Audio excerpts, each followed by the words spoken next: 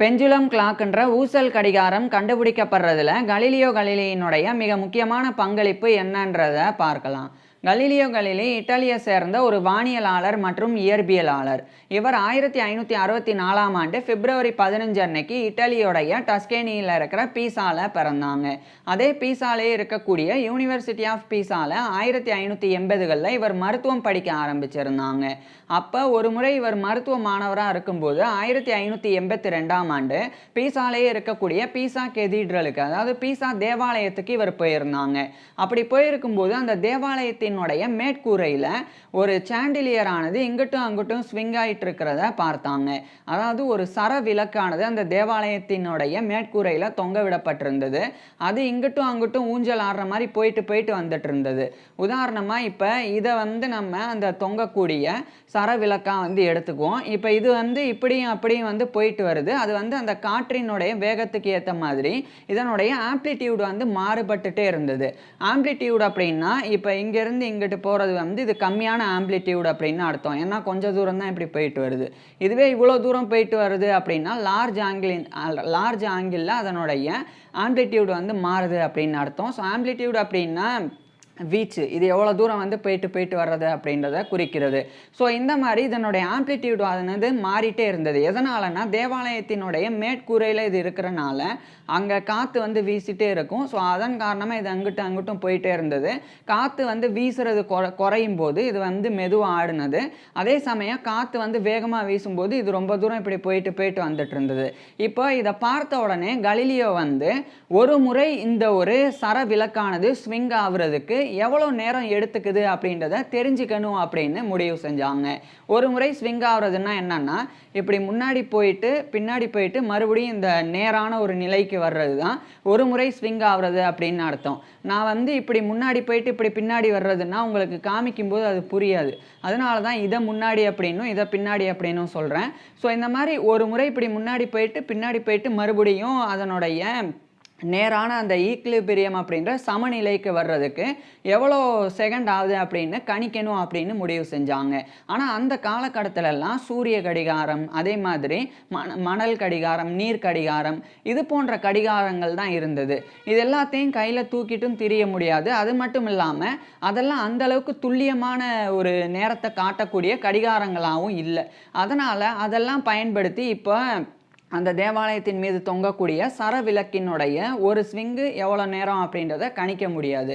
இப்போ அதுக்காக கலீலியோ என்ன பண்ணாங்கன்னா, அந்த நேரத்தை கணிக்கிறதுக்காக அவருடைய இருதய துடிப்பையும் நாடி துடிப்பையும் பயன்படுத்தினாங்க.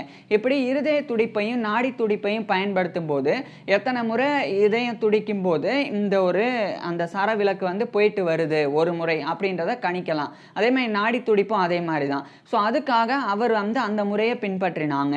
அப்படி பார்க்கும்போது ஒரு முறை இது மெதுவாக காற்று இல்லாமல் கொஞ்சம் மட்டும் காற்றடிக்கும் போது இதனுடைய ஆம்ப்ளிடியூட் குறைவாக இருந்தது. சும்மா இவ்வளோ தூரம் போயிட்டு இப்படி வர்ற மாதிரி இருந்தது. அப்போ இப்படி போயிட்டு மறுபடியும் அதனுடைய நிலைக்கு வர்றதுக்கு எவ்வளோ செகண்ட் ஆகுது அப்படின்றத அவர் பார்த்துட்டாங்க.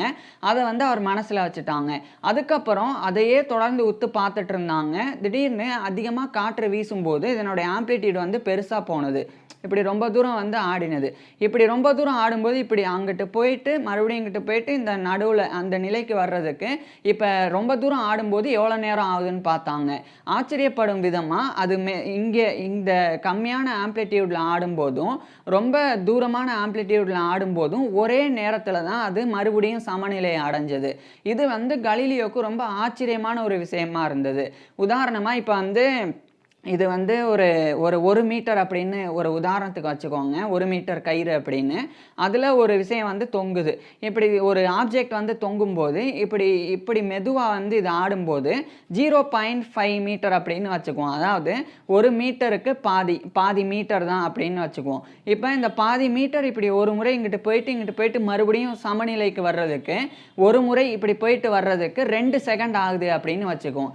இப்போ அதே சமயம் இப்போ வேகம் அதிகரிக்குது. இப்போ இதனுடைய ஆம்ப்ளிடியூடும் அதிகரிக்கும். அதாவது இப்படி ரொம்ப தூரம் போயிட்டு இப்படி வரும். ஸோ இப்படி ரொம்ப தூரம் அப்படின்றத நம்ம 1 மீட்டர் அப்படின்னு வச்சுக்குவோம். ஏற்கனவே 0.5 மீட்டர், அதாவது பாதி மீட்டருக்கு இப்படி போயிட்டு வந்ததுக்கு 2 செகண்ட் ஆச்சு. இப்போ 1 மீட்டர் வரைக்கும் இப்படி ரொம்ப தூரம் போயிட்டு வந்தால் அப்போ எவ்வளோ செகண்ட் ஆகுதுன்னா அப்போவும் அதே 2 செகண்டு தான் ஆச்சு. ஸோ இந்த ஒரு விஷயத்தை தான் கலீலியோ வந்து அந்த தேவாலயத்தில் பார்த்தாங்க. இதுதான் அவருக்கு ஆச்சரியமாக இருந்தது. ஏன்னா இது இவ்வளோ தூரம் போயிட்டு வரும்போது கம்மியான தூரம் தான். அப்படி இருக்கும்போது அது 2 செகண்ட் வர்றது வேற.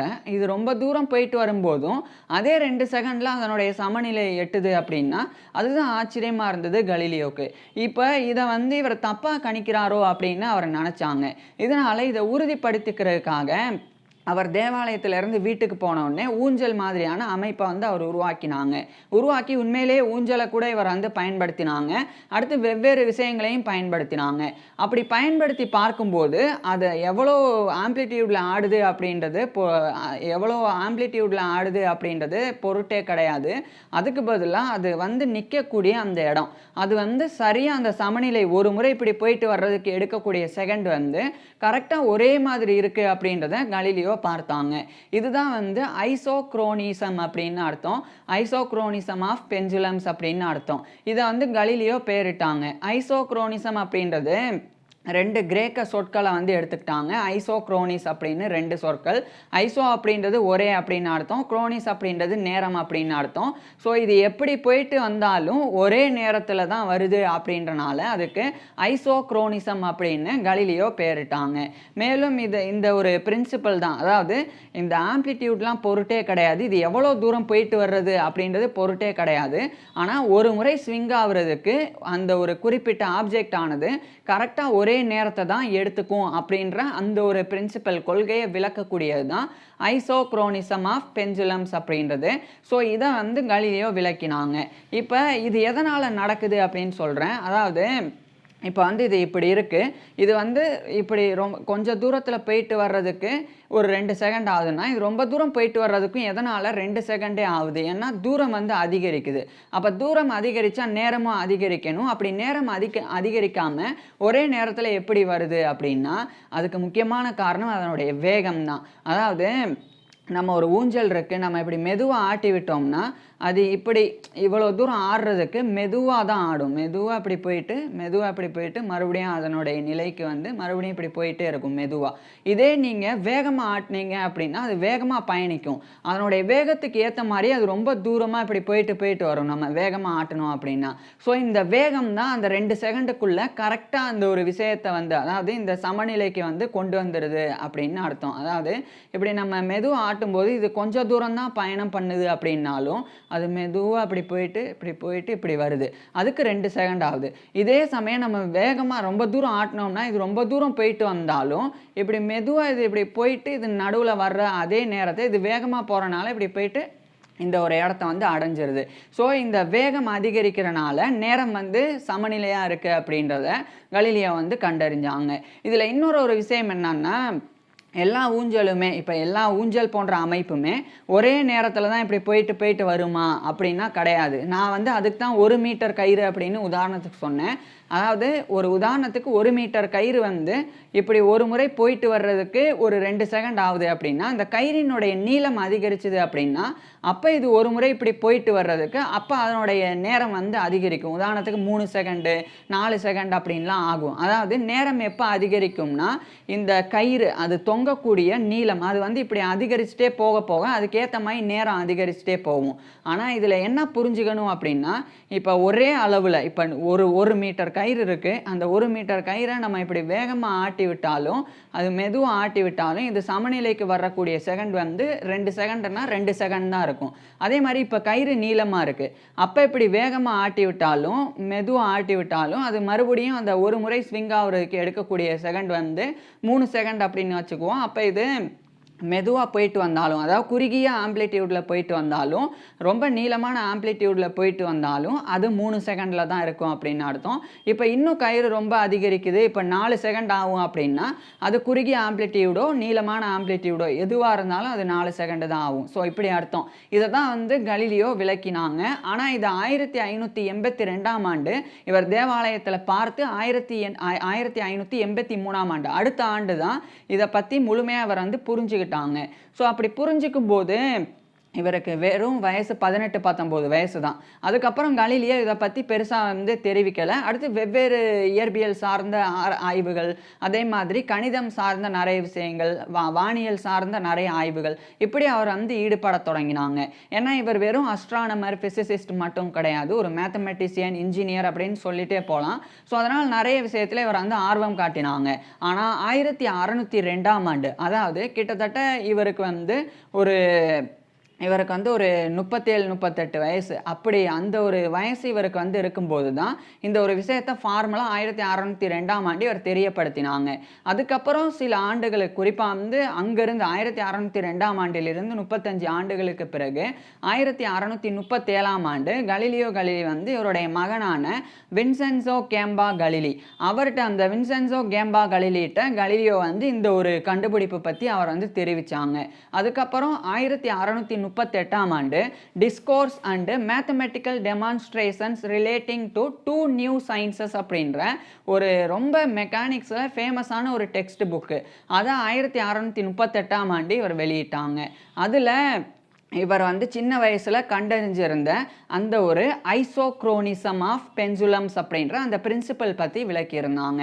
இதுக்கப்புறம் 1641ஆம் ஆண்டு கலீலியோவே ஊசல் கடிகாரத்தை இதை வச்சு கண்டறியலாமா அப்படின்னு சொல்லி கண்டுபிடிக்கலாமா அப்படின்னு ஒரு யோசனை அவருக்கு தோன்றினது. அதை அவர் நினைச்சாங்க. ஏன்னா அந்த காலகட்டத்தில் நான் ஏற்கனவே சொன்ன மாதிரி சூரிய கடிகாரம், மணல் கடிகாரம், நீர் கடிகாரம் மாதிரியான கடிகாரங்கள் தான் இருந்தது. ஆனா அது அந்த அளவுக்கு துல்லியமா இல்லை. ஏன்னா இப்ப உதாரணத்துக்கு சொல்றேன், இப்ப மணல் கடிகாரத்தை பொறுத்த வரைக்கும் இப்படி இருக்கும். மேல ஒரு அமைப்பு, கீழே ஒரு பகுதி அப்படின்னு 2 பகுதிகளா இருக்கும். மேல மணல் இருக்கும், அது கீழே கொஞ்சம் கொஞ்சமா கொட்ட ஆரம்பிக்கும். அது கொட்ட ஆரம்பிக்கக்கூடிய அந்த அளவை வச்சு இது எவ்வளவு நேரம் ஆயிருக்கு அப்படின்னு கணிக்கலாம். அதே மாதிரி இது ஃபுல்லா இங்கிருந்து கீழே, அங்கிருந்து இங்க மண்ணு ஃபுல்லா கொட்டிருச்சுன்னா அதுக்கப்புறம் அதை எப்ப கொட்டி முடிக்குதோ கரெக்டா பார்த்து அதை மறுபடியும் இப்படி தலைகீழ திருப்பி வைக்கணும். இந்த மாதிரி அதை கரெக்டாக பண்ணாதான் நேரத்தையும் கரெக்டாக கணிக்க முடியும். அந்த பிரச்சனை ஒன்று இருந்தது. இன்னொரு பிரச்சனை என்னன்னா, சில நேரங்களில் இந்த மண்ணு கீழே விழுவுறதே சரியாக விழாது. சில நேரங்களில் இங்கே அடைப்பு விழும். அந்த மாதிரி பிரச்சனையும் இருக்குது. ஸோ அதனால நேரத்தை துல்லியமாக அந்த காலகட்டத்தில் கணக்கிட முடியாது. அப்போ துல்லியமாக ஒரு விஷயம் இருக்கணும் அப்படின்னா அது இந்த ஊஞ்சலாட்ட அமைப்பு தான். ஏன்னா இது எப்படி போயிட்டு வந்தாலும், ரொம்ப தூரம் போயிட்டு வந்தாலும், கம்மியான தூரம் போயிட்டு வந்தாலும் அந்த நீளத்துக்கு ஏற்றவாறு அது கரெக்டாக ஒரே நேரத்தில் தான் அது அதனுடைய சமநிலை அடையுது அப்படின்னு கலீலியோக்கு தெரிஞ்சிருந்தனால அதை வச்சு பெண்டுலம் கிளாக் கண்டறியலாம் அப்படின்னு ஒரு ஸ்கெட்சை பண்ணாங்க 1641ஆம் ஆண்டு. அதாவது ஒரு டிசைன் மாதிரி கொடுத்தாங்க. ஆனால் அதை அவர் கண்டுபிடிக்கலை. ஏன்னா அதை கண்டுபிடிக்கிறதுக்கு முன்னாடியே 1642ஆம் ஆண்டு ஜனவரி 8 அன்னைக்கு அவருடைய 76 வயசுல அவருடைய 77 வயசுல அவர் இறந்து போயிடுறாங்க. அவர் இறந்து போனதுக்கப்புறம் இவருடைய மகன் 1649ஆம் ஆண்டு அதை முயற்சி செஞ்சாங்க, முடியல. அதுக்கப்புறம் 1656ஆம் ஆண்டு டிசம்பர் 25 அன்னைக்கு கிறிஸ்டியான் ஹைஜன்ஸ் அப்படின்ற ஒரு டச் சயின்டிஸ்ட், அவர் தான் பெண்டுலம் கிளாக்கை கலீலியோவினுடைய அந்த பிரின்சிபல் ஐசோக்ரோனிசம் ஆஃப் பெண்டுலம்ஸ் அப்படின்ற அந்த ஒரு பிரின்சிபலை பயன்படுத்தி, அந்த ஒரு பண்பை பயன்படுத்தி, அதாவது அந்த ஊஞ்சலாட்டத்தினுடைய பண்பை பயன்படுத்தி அவர் பெண்டுலம் கிளாக் கண்டுபிடிச்சாங்க. அந்த கிளாக் ஆனது அடுத்த பல ஆண்டுகள், குறிப்பா 1930கள் வரைக்கும் பெண்டுலம் கிளாக் தான் உலகத்துல கோலோற்றியது. ஸோ அப்பேற்பட்ட பெண்டுலம் கிளாக் கண்டுபிடிக்கப்படுறதுக்கே கலீலியோவினுடைய பிரின்சிபல் தான் மிக முக்கிய காரணமா இருந்தது. இது மட்டும் இல்லை அப்படின்னா பெண்டுலம் கிளாக் கண்டுபிடிக்கப்பட்டிருக்காது அப்படின்றது தான் உண்மை.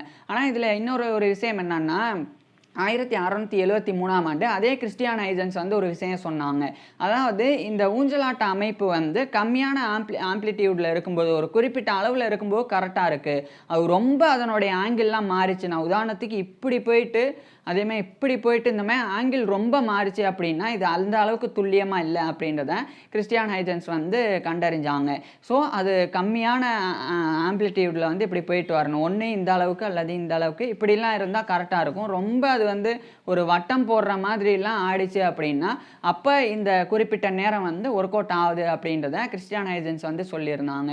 ஸோ இப்படி தான் இந்த ஐசோக்ரோனிசம் ஆஃப் பெண்டுலம்ஸ் அப்படின்ற பிரின்சிபல் ஆனது அதாவது ஊஞ்சல் ஆட்ட அமைப்பினுடைய அந்த ஒரு பண்பானது கலீலியோனால் கண்டுபிடிக்கப்பட்டது. இந்த ஒரு தகவல் அதாவது 1582 இவர் தேவாலயம் போயிருக்கும்போது அந்த சர்ச்சுக்கு மேலே இருந்த சரவிளக்கை பார்த்து இதை இவர் வந்து கண்டறிஞ்சார் அப்படின்றத இவருடைய வாழ்க்கை வரலாறு எழுதின நிறைய பேர் குறிப்பிட்டிருக்கிறாங்க. குறிப்பாக கலீலியோவினுடைய ஸ்டூடெண்ட்டான ஒரு இட்டாலியை சேர்ந்த கணிதவியலாளர் அவர் வந்து வின்சென்சோ விவியானி அப்படின்னு.